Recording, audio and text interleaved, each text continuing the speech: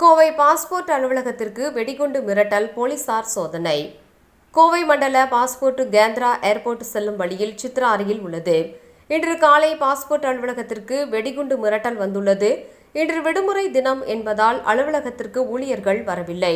Email மூலமாக வெடிகுண்டு மிரட்டல் வந்ததாக கூறப்படுகின்றது.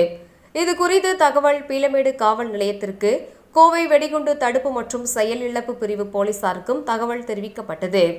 அவர்கள் அங்கு சென்று சோதனை நடத்தினார்கள். ஆனால் வெடிகுண்டு எதுவும் சிக்கவில்லை. எனவே இது வழக்கம் போல புரளி என்று தெரிய வந்தது. நேற்று காலை கோவை மாவட்ட கலெக்டர் அலுவலகத்திற்கு இமெயில் மூலம் வெடிகுண்டு மிரட்டல் வந்த நிலையில் அதை அனுப்பியது யார் என்றும் ரேஸ்கோர்ஸ் போலீசார் விசாரித்து வருகின்றார்கள். இந்த நிலையில் போலீசாருக்கு சவால் விடும் வகையில் மீண்டும் இமெயில் மூலம் மிரட்டல் அனுப்பப்பட்டுள்ளது. எனவே இது தொடர்பாக போலீசார் தீவிரமாக விசாரணை நடத்தி வருகின்றார்கள்.